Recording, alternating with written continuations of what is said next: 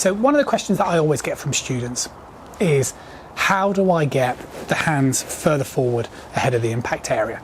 And then when I tend to explain things and how it works and maybe offer some drills, the next question I'll always get is, well, how long should I work on this for? When should I come back for a next lesson, etc. What I try and say to people is it's not about just repetition. If you have a drill, the idea of doing drills and exercises are that they're designed to give you a different sense of feeling and a different sense of feedback. And what tends to happen is when you do the drill, you might build up an awareness of something different, and then you'll start to hopefully realise that you're doing the wrong thing. That's your first sort of stage of learning. So when you're doing drills and you're doing exercises, they're experiences. The idea isn't that if I keep doing the drill, it will eventually change my swing, because I'm not convinced it will.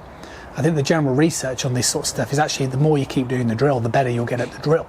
It won't necessarily lend itself to a swing change.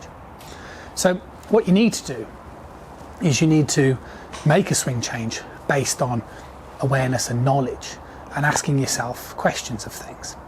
So what I tend to do, especially when it comes to trying to change impacts, it's a difficult thing because it seems simple in principle. If I said to somebody, look, you're hitting the golf ball and your club head's overtaking your hands, which would be like high 90% of golfers, and I said, you just got to get your hands further forward, that would seem really simple. But it's kind of not, because golf's also really complicated. Because what you also need to do in this period of time when you get, is you also need to, well, if I do it here, right? So somebody's used to hitting it like this, right? So the club's like that. And then all of a sudden you're trying to get them to get their hands further forward. See, my club's now higher than it was. So you also need to figure out a way to get slightly lower towards the ground to hold on to that type of position. But what you also need to do is you need to be able to navigate a closure of the club face very late. So what I'm trying to say is it's a little complex. One of the ways that I approach it, you don't have to, but it's an option. I always if I've got a student who's really struggling, I'll just get them to grip it a little bit stronger. Okay, so if you gripped it a little bit stronger, and you can again associate this just as a drill, so your lead hand rotates more in a clockwise fashion, and then your trail hand equally rotates in a clockwise fashion, so it should feel like you're applying more pressure to the side of the club.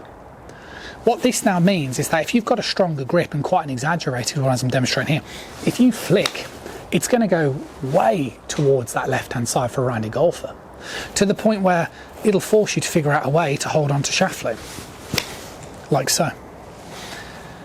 And that's a really simple way, I think, to get quite a cheaty result. It is a cheat, it's a trick. And like I say, as long as you treat it as a drill, and I'm not saying you have to have a 4-finger knuckle grip, what it is doing though is it's teaching you the feeling of how your hand should move, and if you like, shaping your hand path. So if you're somebody who's quite scoopy, your hands are over here somewhere too wide, it'll teach you to get those hands further forward, more like so. Now as time goes on, what you could then do is once you start to maybe hit half a bucket of golf balls with this stronger grip, and you can get it going in the direction where you want, which for most people will take them longer than a bucket of balls, but it might be something you revisit, then what you can start to do is you can start to go back to your old grip. And then what you do is you get the same feeling of your hands coming down on that same sort of path, but obviously you'll have to work on that rotation of that lead hand to square that club face off equally. So like I said, it's not the easiest thing to do in the world, because what you're doing is, as you come in towards this hitting area, you are trying to get your hands moving ahead of the ball. But what you've also got to do is you've got to match up a late amount of club face rotation.